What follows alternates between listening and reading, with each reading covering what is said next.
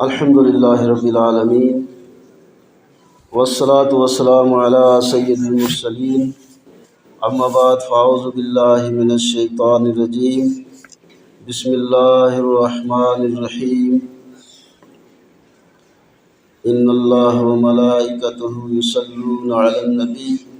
یا ایہا الذین آمنوا صلوا علیہ وسلموا تسلیما۔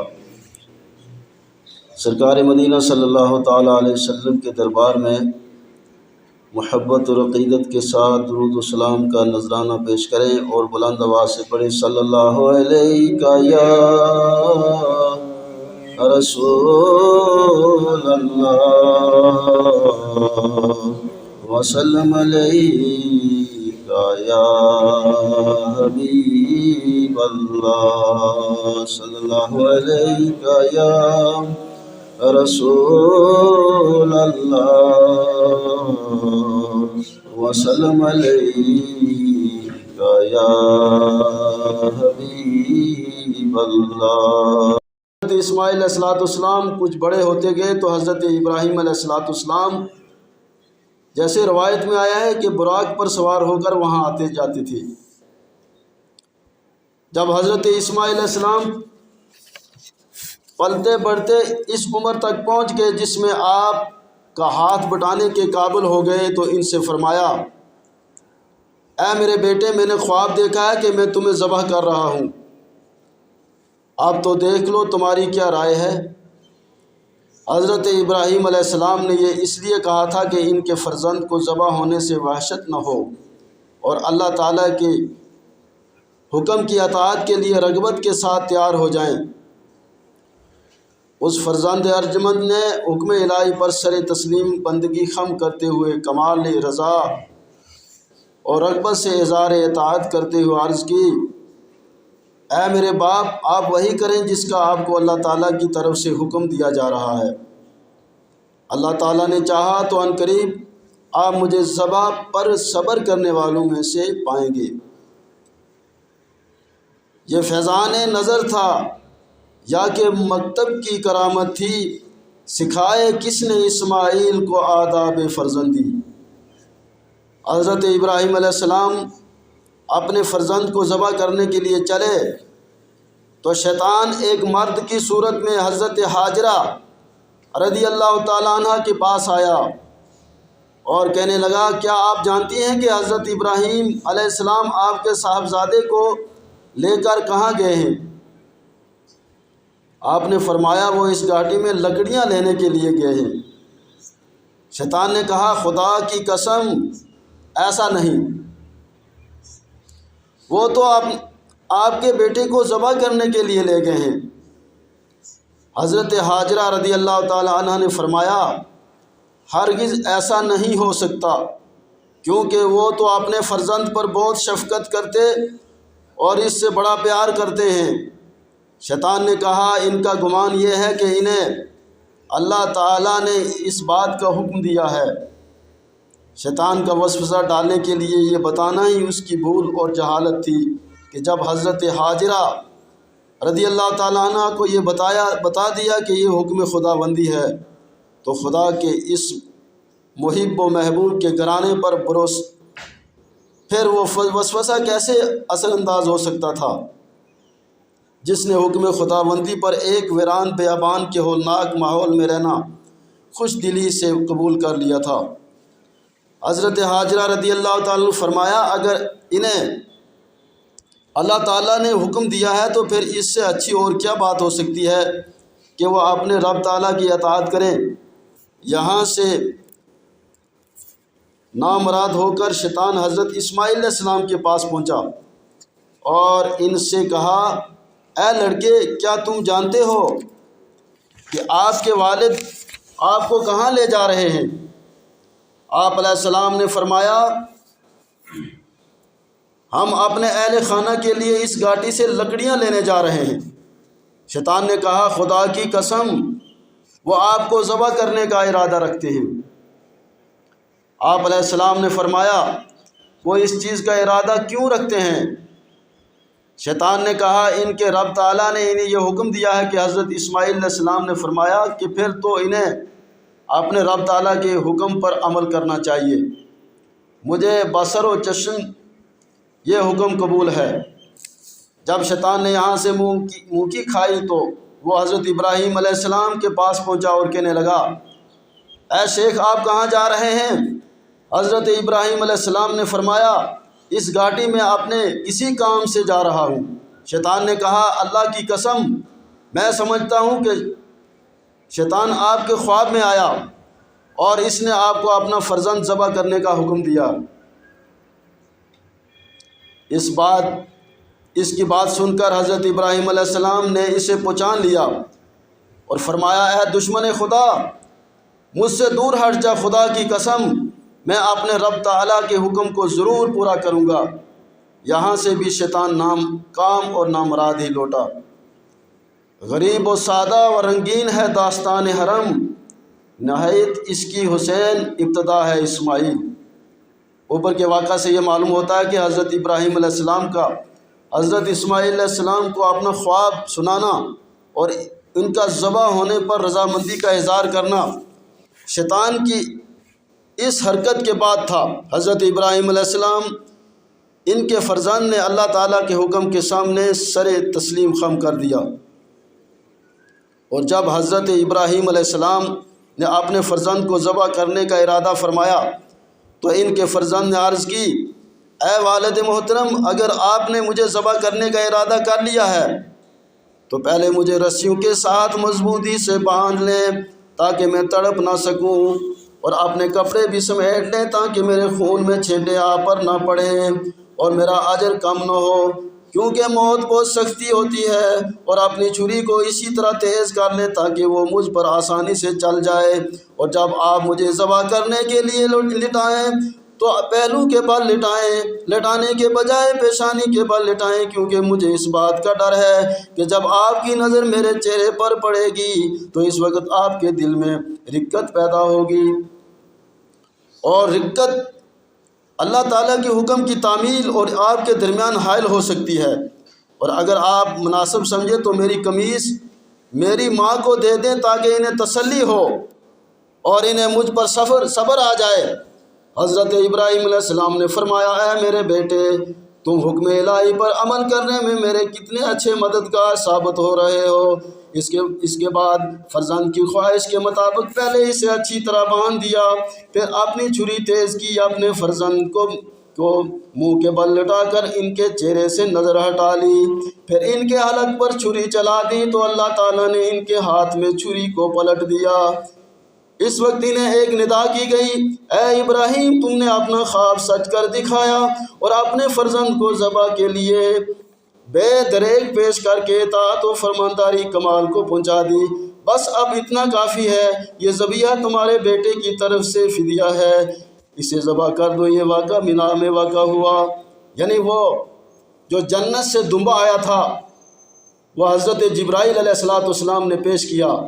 تو وہ چھری اس دمبے کے حلق پہ چلی تو حضرت ابراہیم علیہ السلام نے دیکھا کہ گرم خون نکل رہا ہے، لیکن حضرت اسماعیل علیہ السلام کو دیکھا کہ الگ کھڑے ہیں اور وہ دمبا جو ہے ذبح ہو چکا ہے۔ حضرت جبرائیل علیہ السلام اتنی تیزی سے آئے کہ جب چھری حلق پہ رکھی تھی تو آپ کو حکم ہوا تو ایک دم آپ دمبے کو لے کر حاضر ہوئے۔ اللہ تبارک و تعالیٰ قرآن پاک میں ارشاد فرماتا ہے، فَلَمَّا بَلَغَ مَعَ السَّعْيَ قَالَ يَا بُنَيَّ إِنِّي أَرَىٰ فِي الْمَنَامِ أَنِّي أَذْبَحُكَ فَانظُرْ مَاذَا تَرَىٰ قَالَ يَا أَبَتِ افْعَلْ مَا تُؤْمَرُ سَتَجِدُنِي إِن شَاءَ اللَّهُ مِنَ الصَّابِرِينَ فَلَمَّا أَسْلَمَا وَتَلَّهُ لِلْجَبِينِ وَنَادَيْنَاهُ أَن يَا إِبْرَاهِيمُ قَدْ صَدَقْتَ الرُّؤْيَا إِنَّا كَذَٰلِكَ نَجْزِي الْمُحْسِنِينَ إِنَّ هَٰذَا لَهُوَ الْبَلَاءُ الْمُبِينُ فَدَيْنَاهُ بِذِبْحٍ عَظِيمٍ۔ پھر جب اس کے ہاتھ ساتھ کوشش کرنے کے قابل عمر کو پہنچ گیا تو ابراہیم نے کہا، اے میرے بیٹے، میں نے خواب میں دیکھا کہ میں تجھے ذبح کر رہا ہوں، اب تو دیکھ کہ تیری کیا رائے ہے۔ بیٹے نے کہا، اے میرے باپ، آپ وہی کریں جس کا آپ کو حکم دیا جا رہا ہے، انشاءاللہ عنقریب آپ مجھے صبر کرنے والوں میں سے پائیں گے۔ تو جب ان دونوں نے ہمارے حکم پر گردن جھکا دی اور باپ نے بیٹے کو پیشانی کے بل لٹایا، اس وقت کا حال نہ پوچھ، اور ہم نے اسے ندا فرمائی کہ اے ابراہیم، بے شک تو نے خواب سچ کر دکھایا، ہم نیکی کرنے والوں کو ایسا ہی صلہ دیتے ہیں۔ بے شک یہ ضرور کھلی آزمائش تھی، اور ہم نے اسماعیل کے فدیے میں ایک بڑا ذبیحہ دے دیا۔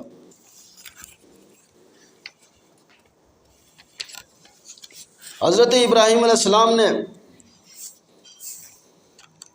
جان و مال، وطن کی قربانیاں پہلے ہی پیش فرما دی تھیں، اور اب اللہ تعالیٰ کے حکم سے آپ نے اس فرزند کو بھی قربانی کے لیے پیش کر دیا، جسے اپنی آخری عمر میں بہت دعاؤں کے بعد پایا، جو گھر کا اجالا، گود کا پالا اور آنکھوں کا نور تھا۔ یہ سب سے سخت آزمائش تھی۔ ذرا چشم تصور سے اس عظیم قربانی کے مناظر کو دیکھیں کہ حضرت ابراہیم علیہ السلام کو بڑھاپے میں ایک فرزند کی نعمت عطا ہوئی، اور جب بڑی خوشیوں سے ملا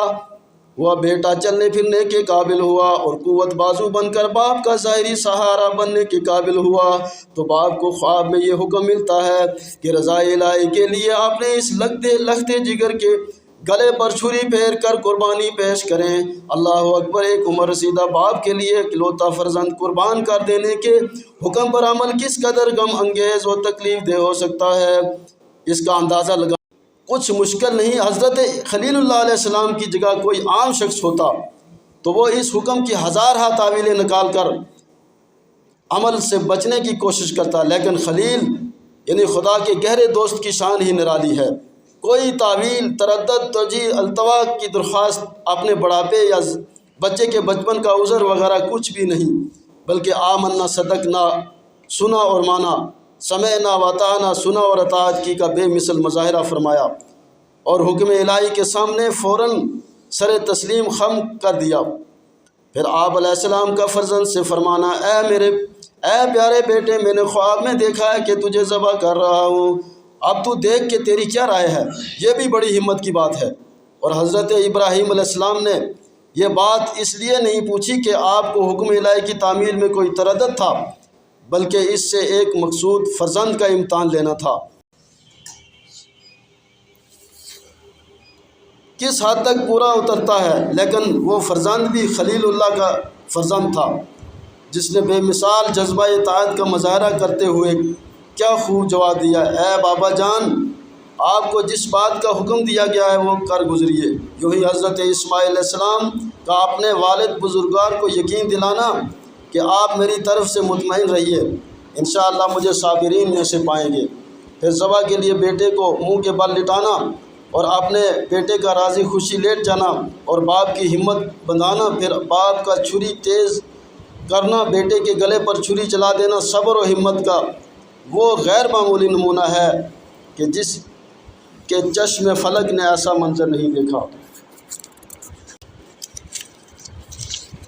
تو پھر جب آپ کا لخت جگر حضرت اسماعیل علیہ السلام کچھ بڑے ہوئے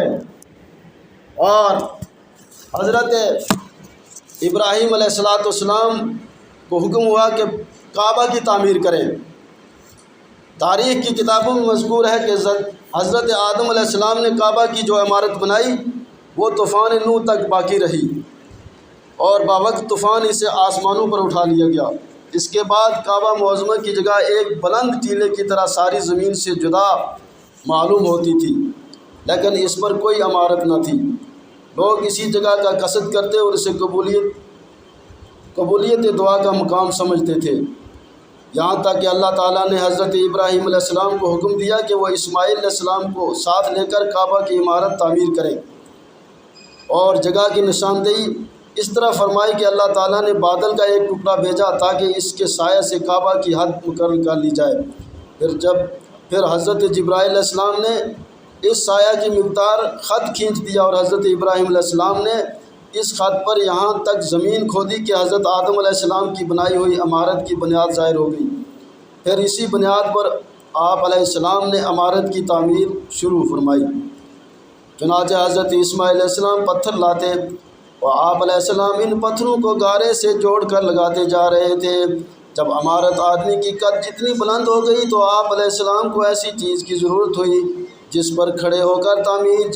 تعمیر جاری رکھ سکے۔ چنانچہ آپ علیہ السلام نے حضرت اسماعیل علیہ السلام کو حکم دیا کہ وہ ایک ایسا پتھر لائیں جس پر کھڑے ہو کر میں تعمیر کا کام کر سکوں۔ آپ علیہ السلام پتھر کی تلاش کے لیے جبل ابو قبیس پر تشریف لے گئے۔ راستے میں حضرت جبرائیل علیہ السلام ملے اور کہا آئیے میں آپ کو 2 پتھروں کا پتہ بتاؤں جو حضرت آدم علیہ السلام کے ہمراہ جنت سے زمین پر آئے تھے اور وہ بڑی برکت والے ہیں۔ پھر انہیں نکال کر ایک حضرت ابراہیم علیہ السلام کے لیے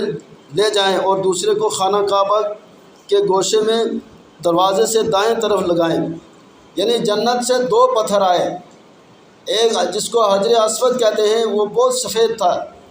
اگر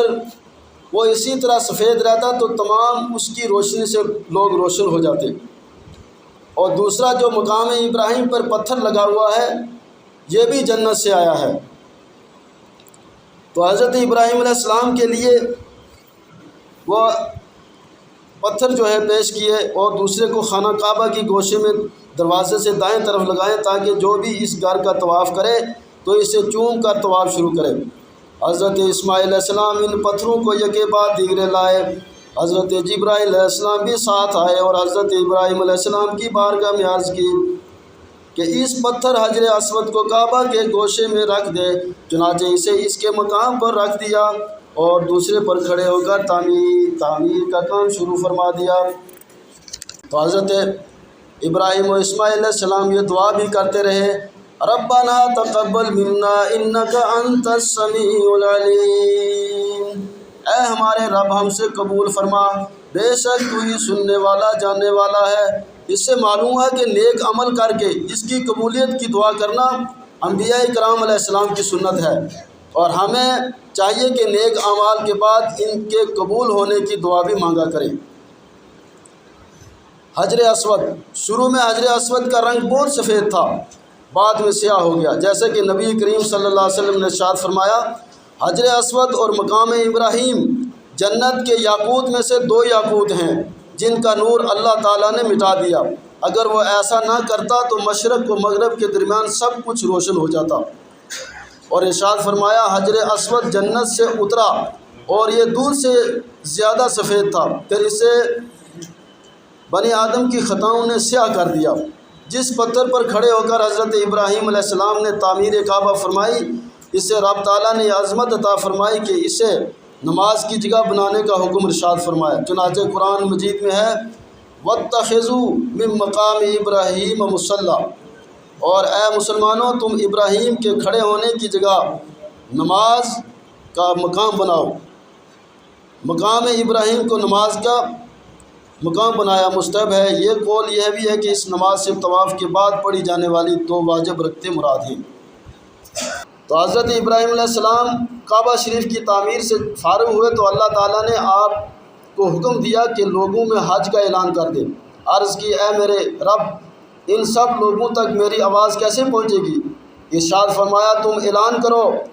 آواز پہنچانا میرا کام ہے۔ چنانچہ آپ علیہ السلام نے ابو قبیس پہاڑ پر چڑھ کر اعلان کیا